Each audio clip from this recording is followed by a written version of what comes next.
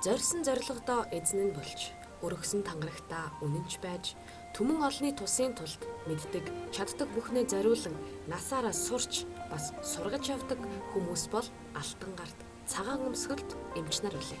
Тэгвэл өнөөдөр эрүүл бие сарвал ухааны төлөө өөрийгөө ч үл хайрлан өдөр шөнийг үл ялган та бидний эрүүл энхийн мананд тасралтгүй тууштай зүтгэдэг эмч нарын өдөр. Өнөөдөр дэлхийн эмч нарын өдөр. Алд бие амийг аврах ариун гэгийн хөдөлмөртөө алтан гартай эмч нар та бүхэндээ дэлхийн эмч нарын өдрийн мэндийг өөдөөд нь өргөн дэвшүүлсээр дэлхийд танигдсан Монгол хүн нэвтрүүлэг үүдээ нээж өргөөний тань хомирт дэлгэцийн урд таныг урин залж байна.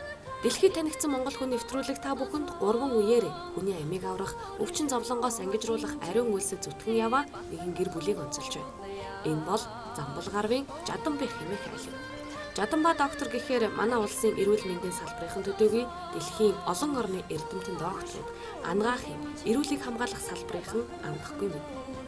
Улс орныхоо нэрийг дэлхийн тавцанд гаргаж өөрийн орны ангаах ухааны салбарын хөгжил дэвшил, технологийн дэвшлийг олон оронд таниулан хүн бүрийн амь нас эрүүл мэндийг сахин хамгаалах дэлхийн нийтийн үйл хэрэгт дэлгэсэн тэрлэг шиг Монголынхаа өмнөөс нэрийн хуудас нь болж оролцсон зүтгэж авсан энэ хүн нэгэнтээ дэлхийн эрүүл мэндийн байгууллагад данстай дэлхийд танигдсан хүн болж чаджээ. Миний ажиллаж явах үед бол гадаад харилцаатай холбоотой хэд хэдэн сайхан улсууд байсан. Цагаан долгор гэж нэртэй эрүүлийг хамгаалахын айхтар том хэрүүрэг хүн, маш эрдэмтэй ийм хүн байлаа. Тэр хүн бол Франц хэлтэй, Орос хэлтэй, Англи хэлтэй хүн байлаа. Шар банзрагчид нэртэй банзрагчид зүрхний эмч байлаа. Тэр хүн бол Монголын зүрхний одоо толгой нь байлаа. Сагараажив гэдэг их сайхан эмч байлаа. Хавдар судлалын одоо манай талын 1-р зэргийн эмч юм хүн байсан. Тэгээ энэ улсууд бас дэлхийн эрүүл мэндийн байгууллагын олон удаагийн хурал семинарт оролцож байдаг байсан. Ингээ бидний дундаас нэг хүнийг бол Монгол улсаас дэлхийн эрүүл мэндийн байгууллагад хүн ажил болох зүйтэй мэ гэсэн ийм бодлогын явуулсны үр дүнд тэр асуудлыг тавиад за танахаас нэг хүн авч ажиллаулъя гэсэн ийм юм болсон юм. Тэгээ бид гурвын дунд 94-5 хүний дунд бол сонгон шалгаруулалт 70 дуур явагдаж байсан. Тэр үед чинь одоо тийм байгаагүй шүү дээ. Тэгээ хороо судлан, янз янзын газруудаа яам судлан, гадаад харилцаа судлан ингэж байгаад хамгийн залуу оч гэлээ бас тодорхой богино хугацааны дотор тэдний бараг хэлний төвшөнд олон улсын харилцааны байгууллагын эрүүл мэндийн харилцааны төвшөнд гарч ирсэн мэдлэг боловсруулалтаар бол за энэ дөрвөнд юм гэхэд биш юм хэд энэ зэрэгцэж ирсэн тийм хүн нь бол бий болж хойсон юм байна л да. Ингээд Монгол Ардын Хувьсгалт намын намын төв хорооны нарийн бичгийн дарга нар гэж байдаг. Тэрийн хуралдаанд орсон. Тэр үчин Цэдэнбал дарга тэр хуралдааныг удирддаг байлаа. Тэрэнд бэлтгэхийн тулд маш том хэмжээгээр бэлтгэн шүү дээ. Тэр чинь зөвхөн одоо эрүүл мэндийн асуудал биш. Тэгээд төв хорооны хуралдууд, намын төв, үзүүлэлт улсын коммунист намын төв бүх юмнуудыг уншиж судлана. Тэр хуралдаанд нэг асуултанд дунаавал тэгээд гүйцээ гэсэн. Тэр онд ногоо цагаан хэдийг авч яасан, төл мал хэдийг хүлээж авсан гэх бүх юм. Гэхдээ тэр дотроос надыг эрүүл мэндийн системд дэлхийн эрүүл мэндийн байгууллагаас ажиллахад нэгэн чирэгтэй асуудал байгаа тийм. Тэгээ тийм олон асуудлыг одоо ороод ингээ бэлтгэж байгаа юм. Тэгээд хуралд орсон бияхан нэг түүх мэхтэм ярил л дээ. Тэгээд гадаа хүлээлгжсэн үүдэн дээр нь одоо ороод ирэглээ. Нямсар сайд гэж сайхан хүн байсан. Маш их өндөр боловсралтай, орос хэлтэй тийм. Тэгээ орсон би үүдэнд очиод ингээ зогсож байгаа. Тэгээ орооны гişүүд ингээ зорцсон. Тэгээ асуусан, надыг танилцуулсан Нямсар сайд. Тэгээд танилцуулаад чимээгүй байжсэн Цэдэнбал дараа. За энэ нөхрөөс асуух юм байна уу гэдгсэн. Тэгээ эргэн тойрон харсан чи нэг ч хүн асуугаагүй. За тэгвэл батлах уу гэсэн баталсан. Тэгээд гүцээ. Тэгээд бөөн одоо сэтгэл дээр уулзаж хуралдаж ясан тэр олон асуудлууд тэр өрөөнөөс гараад баг бүгдээр мартагдсан байна. Хоёроос тэгээд алгуулж ясан. Тэгээ явсан. Тэгээд миний нэг ганц удаа бахархаж явдаг юм бол Монгол улсын одоо ангаах ухааны дээд сургуулийг төгссөн хөдөөний хүүхэд дэлхийн эрүүл мэндийн байгууллагад тоогдож ажиллах хэмжээний төвшин төрсөн байна. Ийм хэмжээний боловсон хүчнийг бол Монголын ангаах ухааны дээд сургууль бэлтгэж гаргаж чаддаг юм байна гэдэг тэр анхны зам мөрийг тавьсан баяртай байдаг. Тэрнээс хойш яг хөтөр Монгол улсаас одоо цаашдаа ажиллах улсууд зөндөө гарна л да. Ер нь гарсан. Ингээд би 1978 онд дэлхийн эрүүл мэндийн байгууллагад тэр Fellowship Officer гэж одоо мэргэжил сурлага дэвшлүүлэх тийм асуудал ирсэн юмар очиж байлаа. Тэгээ тэр үчин 4 жилээр томилдог байсан юм. Тэгээ 83 онд би буцаж ирсэн. Тэгээ 83 онд буцаж ирээд яг танахаас оронд нэг хүн ажилуулъя гэсэн тэнд нь Ангаа ухааны дэд сургуулийн багш байсан Отхон гэж хүн очсон. Тэгээд 4 жилийн дараагаар танах доктор Жаданбай буцааж ажиллаж өгөх гэж хүсэлт байсан. Тэр энэ бол тэнд сууж байсан хос хоёр сайд гадаад явдлын юмд уламжлаа. Тэгээд надыг буцааж явсан. Тэгээд тэнд очиод би яг дэлхийн эрүүл мэндийн байгууллагын зөвмөн даацын бүсийн халдварт бус өвчний асуудал ихсэн одоо зөвлөгчөөр захирлын зөвлөгчөөр ажиллаж ингээд нэлийн хэдэн жил болж байлаа. Тэгээд тэрнээсээ би дэвшээд халдварт бус өвчин асуудал эрхэлсэн захирлын 1994 онд хаад захирлын орлогч захирал болж болсон. Орлогч захирал бөгөөд дэлхийн эрүүл мэндийн байгууллагын зөвмөн даацын бүсийн захирлын кабинетийн гишүүн. Дараагаар нь одоо тэндээс халдварт бус өвчин эрүүл мэндийн хөгжлийг хамгаалах бас албаны захирал кабинетийн гишүүн. Ингэж байж байгаад ерөнхийдөө 17 жил ажилласан л да. Тэгээ 1999 онд нийт сүнсний байгууллагын Аз намхан далайн нийгмийн эдийн засгийн комисс гэж Бангкокт байдаг том байгууллага байдаг. Тэр байгууллага дэлхийн эрүүл мэндийн байгууллагын ерөнхий захирлын одоо бүрэн эрх төлөөлөгчөөр Бангкокт очиж ажиллаж байлаа.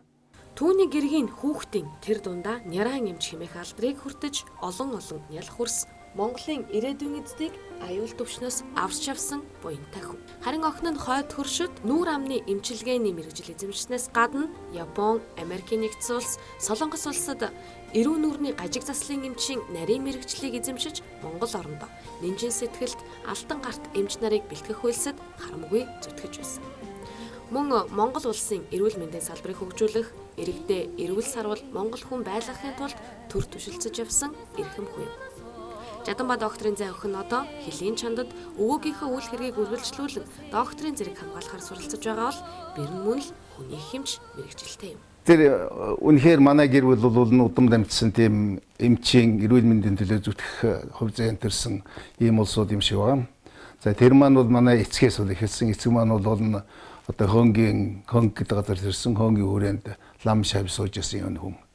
Тэгээ ер нь хувьсгал мандсан нас эхлээд л тэр чигээрээ энэ хатуу өтөв ширүүн цагийн үед ч гэсэн энэ ажлаа үргэлжлүүлж явсан хүн. Нутаг усанд алдартай маарам байсан. Хөвсгөл аймгийн одоо яваагүй, өргөдөж байгаагүй тийм сумд бол ер нь байхгүй. 1978-аас одоо эхлээд би дэлхийн эрүүл мэндийн байгууллагад ажиллаж байхад энд одоо эм тан дутагчаад надад дэлхийн эрүүл энтэх улсаас эм танд хэрэгтэй маш олон гурвал цэцгүүд захидаг. Би тэрийг нацарж өгдөг. Тэгээд тэр ацарсан зэсгийг бол ганц капи мөнгөний одоо орлогогүйгээр бүгдийг хүнд тарааж ингээл дуусгацсан гэж сууж яддаг хүн л дээ. Тэгэхээр тэрнээс нь эхлээд би хүн зовсон шансан улсууд эрүүл мэндээр хэцүү байдалд орсон улсууд аав дээр хийжээс учраас тэр өвчтнүүдийн яриа гэр бүлийнхэн зовлон зүтгэлийг сайн огоорч бас ээгээрч одоо ухаарч энэ сэтгэл миний зүг хөдөлсөн юм байна. Тэрнээс гадна аав маань бол за миний хүү ер нь сайн эмч болох ёстой хүн шүү. Эмнэлгийн сургуульд яваа гэж ингэж хэлж байсан. Тэгээд 1961 онд Ангаа ухааны дэд сургуульд орсон л доо. За би анх налахын 10 жилийг 1964 онд төгсөөд тэгэхэд би 17-тай ангидаа бол хамгийн жоохон байлаа. 17 настай 10 дугаар ангийг төгсөж исэн. Төгсөөд тэр үед бол би айлын ганц охин бас л охин шиг айлын ганц охин 3 ахтай. 3 ах минь гуруулаа инженерийн мэрэгжилтэй. Тэгтэл манай аав бол одоо ганц охиноо эмч болгоно гэсэн. Тэгээд ер нь ч одоо айлын гэр бүлд бол заавал нэг эмч байх хэрэгтэй юм байна гэдгийг бол аав ээж хоёр минь хоорондоо ярилцдаг байсан учраас бид нэр 23-уулханаа төгсөжсэн. Тэр 23 хүүхдүүдийн дотор бол Ангаа ухааны дэд сургуулийн хүүхдийн эмчин ганцхан 2 ирсэн. Би бол бас одоо сурлагатай одоо тийм олон нийтийн идэвхтэй байсан учраас одоо 10% миний урдуур орж тэр хуваарийг авах байгаагүй. Ингээд Ангаа ухааны дэд сургуулийн хүүхдийн эмчин хуваарийг би авч ирж ирсэн. Ингээд энэ хантайгаа одоо Ангаа ухааны дэд сургуульд орсон 1-р курст орсон жилээсээ одоо танилцж эмч болсон. За ингээ эмч болох хооронд бол ер нь манай хүний эмч болсон хугацаа, эмчийн ажлыг хийжсэн хугацаа бол цөөхөн ер нь намайг төгсөөгүй байхад дархан шарын голын уурхайн эмчээр 1 жил гаруухан хугацаанд ажиллаад дараагаар нь яг эмчийн ажиллаг штэ. Дараагаар нь эрүүл ахуйн халдвар нийслэлийн институтэд бол халдвар судлагч эмчээр одоо орж ажиллаад олон улсын курст явж исэн гэсэн. Тэр бол маш асар богинохон хугацаанд энэ хүн болвол одоо өсөж дэвжсэн ингээд эмчийн ажил бол яг гардаж исэн хугацаа болохоор би өөрөө бол одоо хүүхдийн эмчээр төгсөөд маш ховорхон мэрэгжил эзэмсэн одоо нярайн эмчил нэг л дээ социализм үеийн тий. Ингээ ер нь эмч улсууд нэг гэр оронд байхад бол бие биенийг сайхан ойлгоно. Эмчийн ажил маш бэрхшээлтэй. Одооны эмч байгаа улс орчиг бид байсангүй. Ачаалал ихтэй, цаг наргүй ажиллана. Тэр үед биднэрт чинь унаа машин гэж байсангүй. Хар үүрээр л ойр ойрхон гарсан, оюутан байхдаа би 3 хүүхэд гаргасан.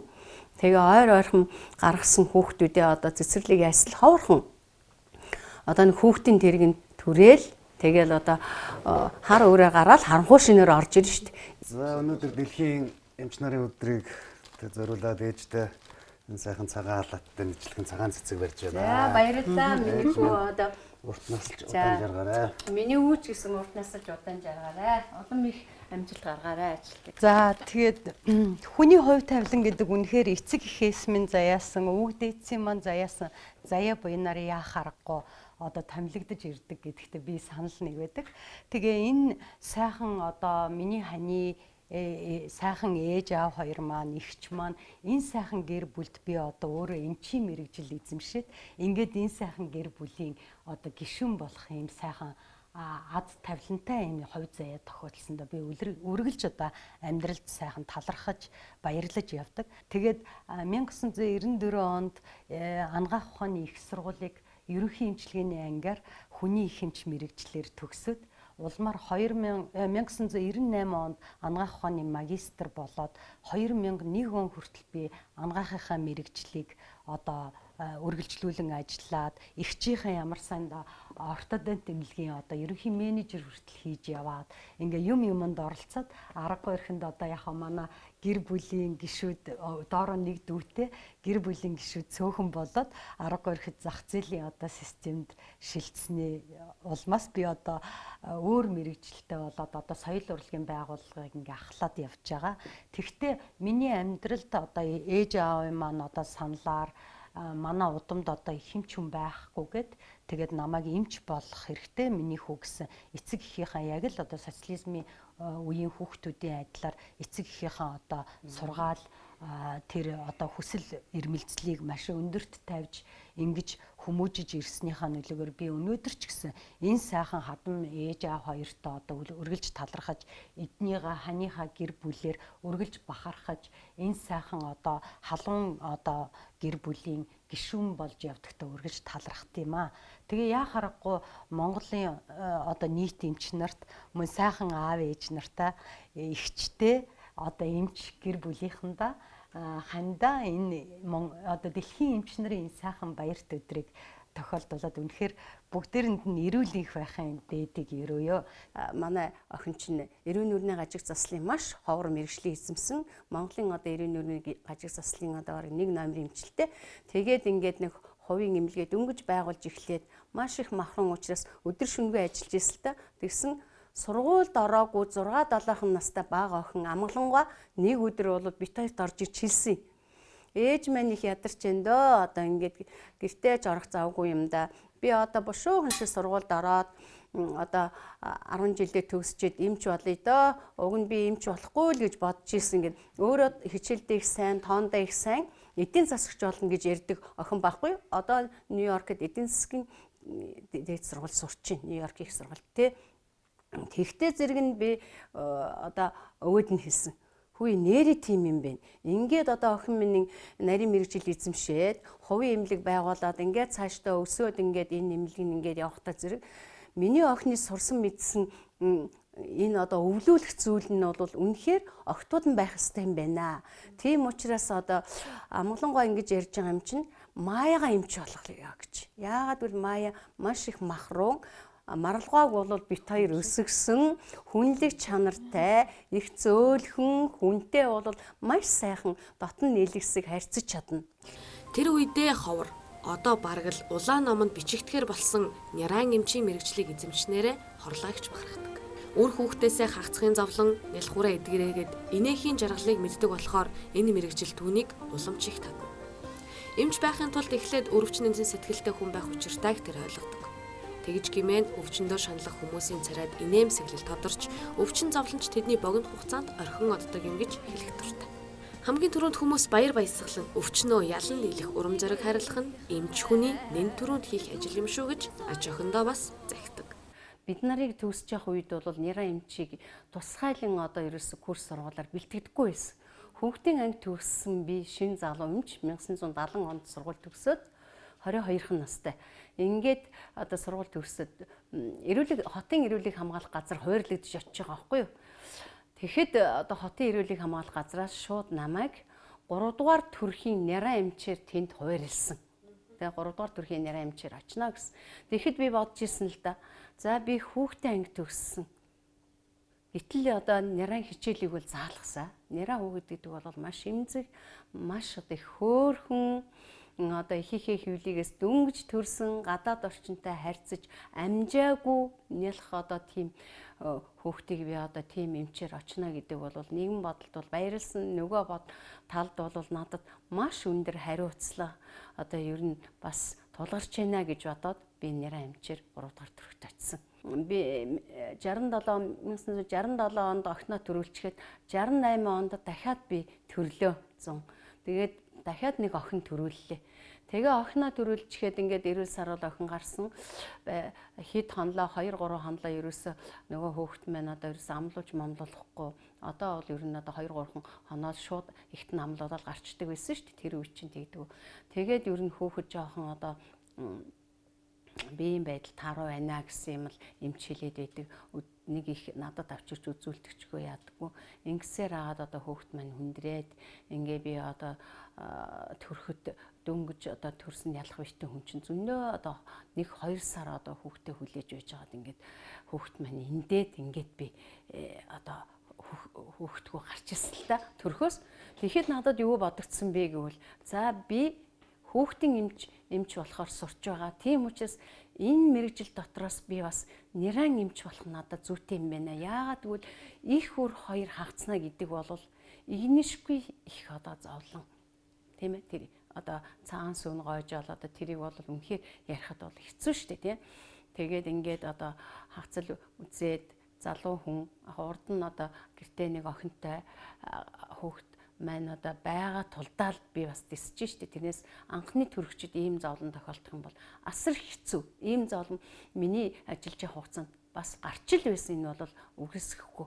Тийм учраас би бол нера эмч болж аль болохоор сайн нера эмч болоод одоо их үр хоёрыг одоо хагцалд үзүүлэхгүйгээр хариуцлагатай сайн эмч болоод үргэлж тэр төрөхөд байх хооронд нь хүүхдийн одоо ихтэн сайн танилцуулдаг, үзүүлдэг, харуулдаг, одоо хүүхдтэй нь одоо байнгын харьцаатай байлгадаг, ийм байна шүү, тийм байна шүү гэдгийг өдөр тутам, цаг тутам тэлж өгдөг ийм эмч болёо л гэж би тэгж бодсон. Харийн оронд ажиллаж амьдрна гэдэг тийм ч амар хэрэг биш. Дэлхийн эрүүл мэндийн байгууллагын шугамар ажлын шаардлагаар Жаданба докторих бурхан шашны үлгий болсон энэтхэг оронд 17 жил амьдарч. Бага насны 3 хүүхдэд дагуулад таних мэдэх хүнгүй ээж аав ах дүүгээсээ хол амьдрахаар очиход анхандаа амаргүй байсан нь мэдээж. Гэхдээ усыг нь уувал ёсыг нь дагдгийн адилаар дассан хэрэг. Гэхдээ л цээжин дотроо их нутгаа мөрөөдөж гэрээсээ ирэх захиа хүлээсээр олон жилийг ардаа үджээ. Тэгээ мэдээж энтхийн онгоцны уулдаа буухч ерөөсөө нэг үнэр нь бол их онцгой. Нэг л тийм танил гэсэн мөртлөө нэг тийм хэлж бодмоор гоё үнэр үнэртдэг. Надад бол гоё зарим ч мохол гэдэг. Тийм яг 78 онд та. 78 оны дээрээс тий. Одоо манай хүүхдүүд энэ чи дээр өнөөс син сэргэлдээл. Тэгээд эдгээр ч одоо хизэн тасарж унж хоол ирчдэг юм бол. Энд нэг тасарж орж ил хоолоо ирчэндэ гэж боддог гэсэн гэж байна. Тэгээ би бол ажилдаа явчихна. Эднэр ингээд үлдэн эднэр чи жижиг юм байсан юм шиг гадаа тоглож болох анхлуудаа хөрөнгөтөн горонд очиж цөмөр жаахан айдстэй. Тэгж болохгүй, ингэж болохгүй, гадаа гарч болохгүй тиймэрхүү юмтай. Яг нь тухайн үед тэгэл манай улсын бас боломжч байдгүй байсан. Энэхүү элчин сайдын яам нэг 3-4 машин тал байдаг байсан. Сайдын машин гэдэг нэг дархан машин.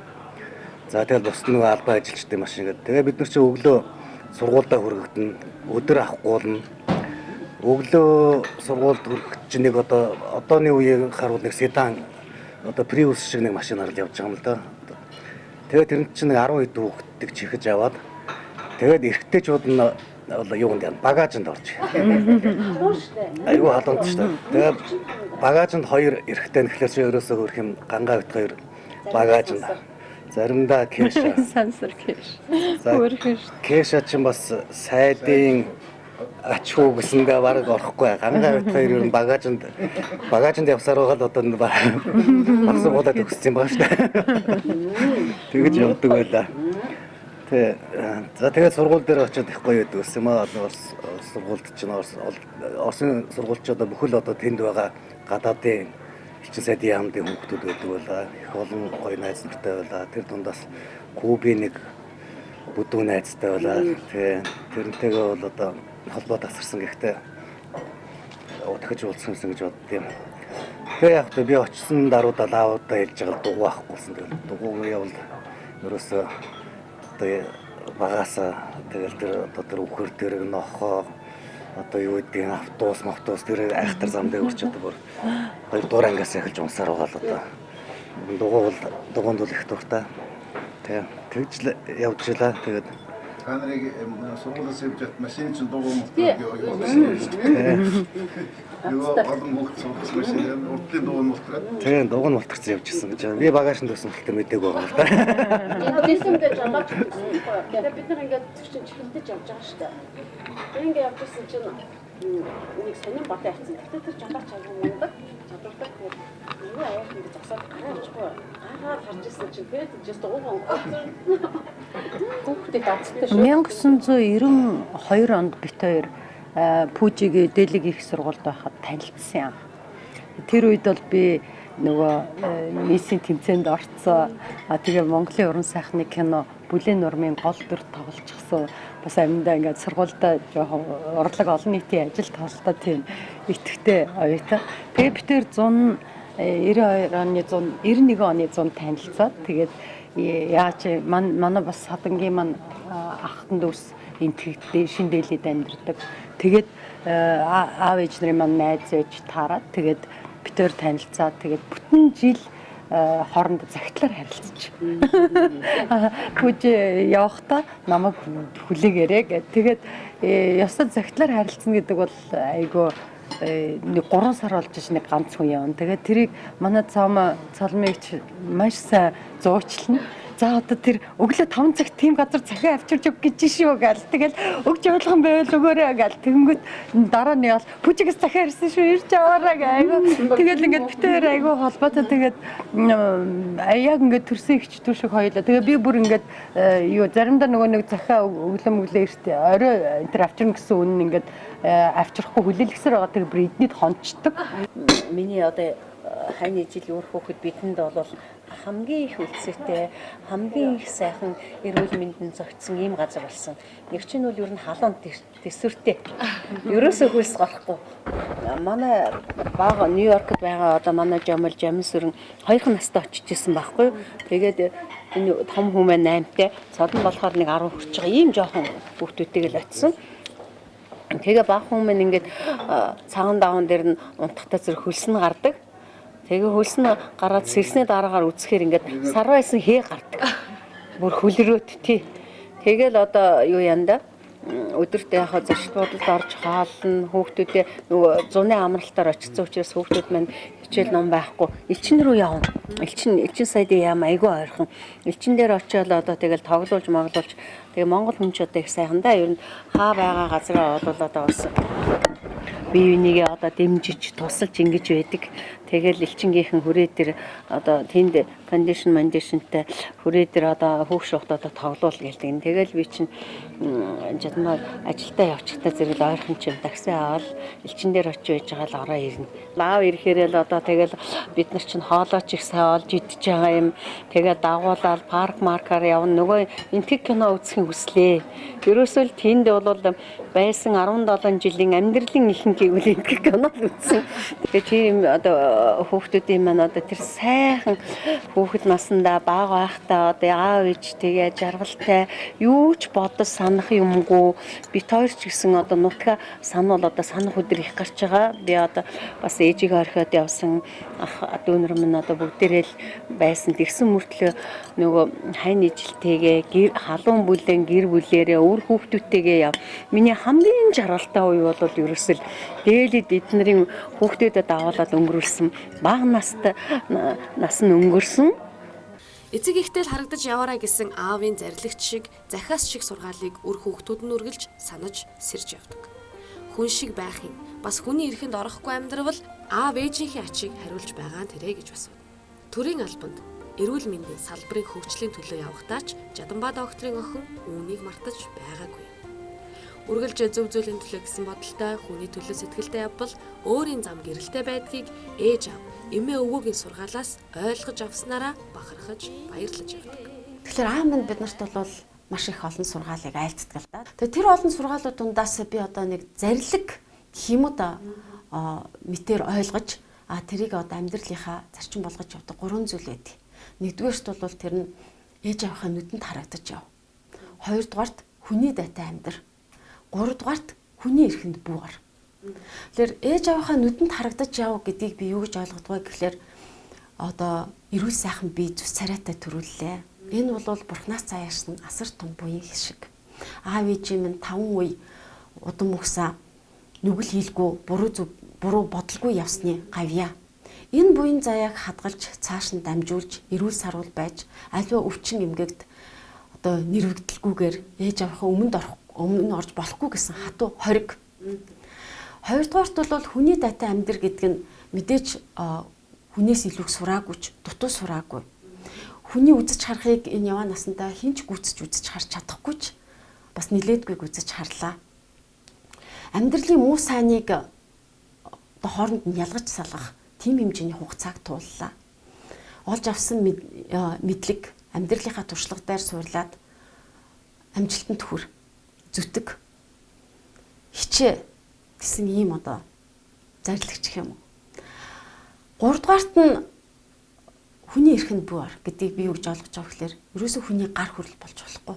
Өөрөө хараа яв. Өөртөө зөв бодолтой тэрнтэй өөрөө үнж байхын төлөө яв. Тэгж хүний гар хөл болж явсан одоо туулсан амьдрал бол чиний амьдрал биш. Тэгж олсон амжилт чиний амжилт биш. Тийм учраас зөв явал гэж ингэж зааж өгсөн. Тэгэхээр энийг бол би байнга бодож ингэж явдیں۔ Энэ гурвал миний амьдралын бас том философи. Би хүүхдүүдтэй ч бас энийг л өгдөг. Тэгээ аавын минь хэлсэн нэг үг байдیں۔ Хялгсан дөрний аясаар хайнгийн шар шиг ханхааж явснаас хадан дундаа тас хошгорох ханцун чинээ мөндөл явсан дээр гэж. Ингэж л аав ээж хоёр минь биднэрт сургаж бид энэ нийгэмд арай л бас зохихгүй тийм одоо зарчмаар тийм ээ ингэж хүмүүжигдсэн. Тэгээ яг хуу энэ зарчмаар хүмүүжигдснийхаа одоо буйнд бол бид нар ямар ч нийгэмд ямар ч төр засгийн үед аль ч цаг хугацаанаас үл хамааран дотоод асар хэрэг чөлөөтэй явдаг. Энэ бол агуу юм. Ээж минь бол надад чи эмэгтэй хүн учраас байнга сайхан үр нэмгэн зөөлөн одоо хэлсэн амандаа хүрч ингэж яв гэж байнга сургадаг гэсэн. Миний эмээх сайхан хүн байсан л да намайг хүсгэсэн. Тэгээ эмээгийнхаа тэр хатуу чанд шударга зарчимтай хүчтэй тэр чанарыг би бас тодорхой хэмжээнд өвлж авсан болоо гэж ингэж боддتي. Эмчийн гэр бүл мэдээж эрүүл байхыг чухалчлана. Ингээхийн тулд амьдралын хөвчлээ эрүүл байлгах хийж байна. Өвдснийхөө дараа биш, өвчнөөс урьдчилан сэргийлэх нь маш том хөрөнгө оруулалт юм а гэдгийг энд гэр бүл мэддэг. Зөв амьдралтай, зөв хөвшилтэй байхын үлгэрийг олон ч гэр бүлд үлгэрлэн харуулж байгаа. Ерөөсөл хувь хүн л өөртөө анхаарах хэрэгтэй. Хувь хүн өөртөө анхаарна гэдэг нь жоохон юу гэдэг юм бол одоогийн яриад байгаа зөв хооллолт гэдэг юм хэлхий хэрэгтэй. Зөв хооллолт, хоол ундаа зөв зохицуулах мөн энэ дээр бол нойр гэдэг юмыг бол ерөөсөө мэдэхгүй байна. Нойр тэн дээр ажлын ачаалал гэдэг нь стресс гэдэг байгаа шүү дээ. Ажлын ачаалал стрессээ зохицуулах тэгээд одоо нас агсан хүмүүсүүд байх юм бол тэтгэврт гарсан хүмүүсүүд ивэл одоо хөдөлгөөний хомсдол. Ер нь ингээ хараад байхад нь штэ. Манай оронд ч гэсэн залуу эдгээр залуу наснд ч гэсэн хүүхдүүд ч гэсэн 10 жилийн хүүхдүүдийг ч хараад байсан гэсэн. Ер нь одоо тийм зөв хооллолт бол маш буруу. Ерөөсө хоол ундын зохицуулалт бол байхгүй. Гэтэл Дэлхийн эрүүл мэндийн байгууллагаас тавьж байгаа шаардлага ном хэвлэл дээр бичиж байгаа энэ байдлаас үзэхэд бол хооллолт бол 60% эзэлнэ. Ерөөсөл зөв хооллолт. Зөв хооллолттой байж үж тэн дээр амралт, ажлын ачааллыг зөв тэнцвүүлээд хөдөлгөөний хомсдолд орохгүй байх юм бол хүн эрүүлж ирэх явж болно. Тэгээд хүн гадаад талаасаа зөвхөн эрүүл гоё байхыг хичээгээд зогсохгүй дотоод сэтгэл зүй оюун ухаанаараа маш одоо тогтуун тайван одоо зөв сайхан эрүүл саруул сэтгэлгээтэй оюун ухаан бодолтой байх хэрэгтэй гэж би бас боддөг юм аа. Тэгээд тийм болохоор энэ сайхан өдөр одоо ингээ бүгдээрээ сайхан эрүүл инх байж миний аав сайхан эрүүл хоол идэж улам их урт насалж удаан жаргаарай гэж охин хүсье. Та бүхэндээ одоо хайртай шүү. Тэгээд эрүүл инхийг хүсье аавда тий. Тэгээд Бамбаа маань бол энэ гэр бүл болж байгаа хин яасан. Бүх одоо оршиг тарж бүх имчилгээг хийдэг одоо манай гэр бүлийн имч. Тий, харьцангуй яг нөгөө ерөнхий имчилгээний имч гэдэг утгаар ингээд яалтчгүй нэг гэр бүлийн ерөн гишүүн имч байхаар чинь тэргүү тэгэл бүх хүмүүс л тэр имч рүү ер нь ханддаг. Тийм болохоор би бол тэртээ эмч гэр бүлтэй болохоор дандаа зөөлж, асууж, аав ээжтэй ханддаг, эгчтэй ханддаг. Тэгээд бид нар ингээ харилцсан биеиндээ одоо санал солилцоод хүний эрүүл энхийн төлөө зүтгэдэг. За бид нар бол баг өвддөггүй хүмүүс л дээ. Яг тэгвэл өвчин тусна гэдэг бол бас нэг сэтгэлийн бас мэдлэгийн юм уу да. Тэгэхээр хүн хүсээд биш, байх ч юм биш. Тийм учраас хүн өвчин тусахгүй байх тал дээр сэтгэлийн асар их тийм эрчтэй хүчтэй байх хэрэгтэй байх гэж боддتي. Дээрэс нь бас тодорхой мэдээлэлтэй мэдлэгтэй байх хэрэгтэй. Ямар өвчнийг яаж тусч болох вэ? Тэгэхээр тэрнээс урьдчилан сэргийлэх хэрэгтэй байх гэж боддог. Тийм ч учраас би энэ ард иргэдэд энэ өвчнөөс өвчлсөн хойноо биш, өвчин тусаагүй байхдаа хэдүүлээ урьдчилан сэргийлье. Энэ бол маш хялбар бөгөөд асар хямдаа өвчин тусцсан хойноо эмчилнэ гэдэг бол асар хэмжээний цаг хугацаа хөрөнгө мөнгө шаардсан ийм их ажил болдгиймаа гэж ингэж байнга хэлдэг. Тэгэхээр бид нар бол аль болохоор өвчин тусахгүй хичээдэг л дээ. Бага охиныг бол би өөрөө өсгсөн. Тэгээ охиноо бол халуурын гут нь 37 градусын усан дотор л хийчихсэн. Тэгэл халуун зүгээр болчихно. Ерөөсөө хүүхэд бол мөөмөө идж байгаа тохиолдолд ямар нэгэн эм тарай антибиотик хэрэггүй. Өөрийн дархлаачлалт нь байдаг учраас тэрийг жоохон сэргээж дэмжиж өгөх шаардлагатай байдаг. Зүгээр их хэмжээгээр халуурж авах юм бол мэдээж одоо халууны заавал намдах хэвээр. Тэгээ миний одоо хэрэгжилж исэн арга барил бол охины халуурангууд 37 градусын ус хийж байгаа л халууны шил дүрэл 37 градус болонгууд нь хийгээл тэгэл авдаг. Ерөөсөө л ийм юутай. Тэгээд аль болохоор урьдчилан сэргийлэхүүднээс хоолойг зайлуулах ч юм уу, хөлийн халуусан дөрүүлэх ч юм уу, нэг халуун шоколадтай сүү өгчих ч юм уу, ийм нэг байнга нэг ийм байгаадах юм бол ер нь хүүхэд өвчин тусдаггүй. Дээр нь гол юу бол ерөөсөө гадаа хүүтэн тэр халуун хүүтний тэр балансыг л маш сайн тохируулах хэрэгтэй байдаг. Жаданбаа доктор 1944 онд Хөвсгөл аймгийн Шинэдэр сумын нутаг Цэцэрлэг гэдэг газар төржээ. Англи, Чехословак, энэтхэг улс, Америк улсад суралцаж, олон улсын халдвар судлал, эрүүлийг хамгаалахын зохион байгуулагчийн нарийн мэргэжил эзэмшсэн. Хүний хэмж, Монгол улсын эрүүлийг хамгаалахын тэргүүний ажилтг, хөдөлмөрийн гавьяаны улаан тугийн одонтой.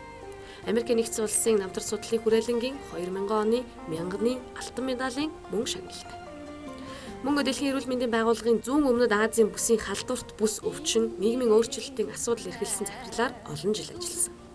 Бас гадаад дотоодын ном хэвлэлд 80 гаруй бүтээлийг хэвлүүлсэн яруу найрагч, орчуулагч, буддын гүн ухаан судлаач хүн. Тоонон дээгүүр хушуураад нүүдлийн шувууг анганахаар тогтоож чадахгүй сэтгэл минь гүйдлийн мөршиг алдуурна. Хонгор багын хайр нөхөө, насандаа нялхран мөнхөр нь хослон дуулахын жаргал нөхөө, үсэндээ сортон мөнгөрнө. Энэ бол дэлхийн хүн Жаданбаа докторын хандаа зориулж шүлгэлсэн шүлгийн цөө мөрийн нэг.